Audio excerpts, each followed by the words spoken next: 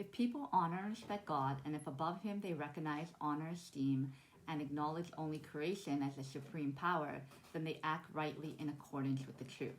So he's saying that we still have to honor and respect God, but still place creation above him and acknowledge creation as the supreme power. However, this is not the case in the majority of society, because everyone is worshiping God, praying to God, and they think that creation and God is one and the same.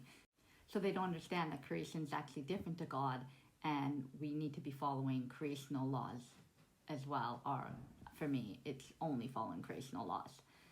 And then he says, just as the laws and directives of creation are the laws and directives for spirit and for life, so the laws and commandments of God are the laws and commandments for material life and human regulation.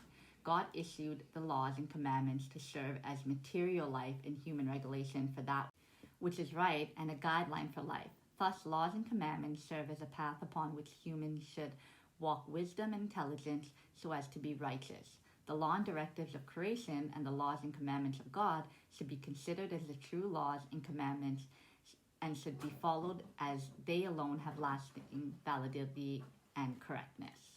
So my problem with this is that God does not follow God's laws. At least I don't think so, because he sees himself above humankind and that he created humankind, so he only follows creational laws. However, if we are a soul just like God, but he just has an advanced consciousness, then we should just be following creational laws. I think because we're in this whole matrix system, he thinks that we need these laws to follow in this human form, in this flesh. So because we're in this material life, we have things and we have these emotions here. We have greed, we have selfishness, we have gluttony, we have all these things that only exist, I think, because we're in a body and that we're exposed to all these pleasures that make us act in certain ways. So basically, God creates these commandments and rules to prevent us from giving in to fleshly desires, I guess. However, as a spirit, I'm not sure if we'd have these same emotions, because we do feel love, we feel unconditional love, shame, guilt, when we are just our soul. I think even as a soul, we experience all the emotions, because if we experience love and we experience shame and guilt, then we must experience the rest of the body, the rest of the emotions if we're not in this body.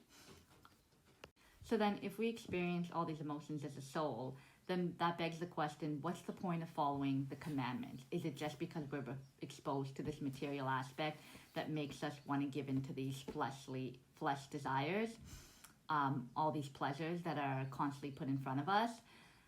And the thing is, pleasure is not a bad thing. Like, it's just that when we're giving into pleasures that don't serve us. So for example, when we're eating bad food just because, oh, that tastes so good, then that's not serving us because it's detrimental to our mind, body, and soul. But when we eat something that's delicious but healthy, then that's a good pleasure because we feel good after. We feel energized.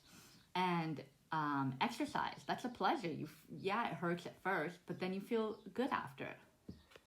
So this is why I think God's laws are not as significant as creational laws. If you follow creational laws, they actually coincide with God's laws as well, being righteous, being a good person, doing good deeds. This all has to do with creational laws.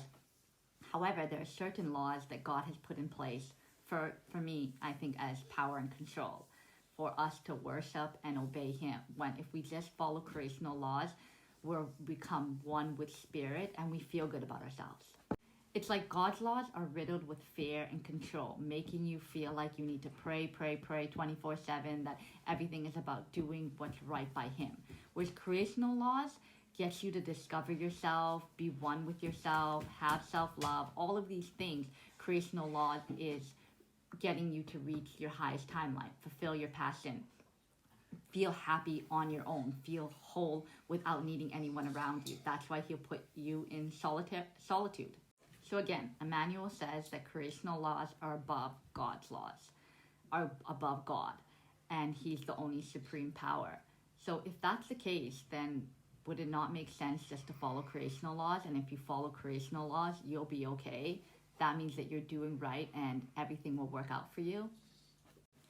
Then he says, commandments and laws are only valuable when they are derived from wisdom and hence are logical, but logic requires wisdom and understanding. Wisdom must be learned from the laws of creation which humans may recognize in nature. Those who acquired sufficient wisdom and live according to the laws permit not even the slightest harming of creatures when they are without fault. When people duly receive just a little wisdom in their consciousness, they will grow like the waxing moon during the first half of the lunar month. Commandments and laws are only valuable when they are derived from wisdom, and hence are logical, but logic requires wisdom and understanding.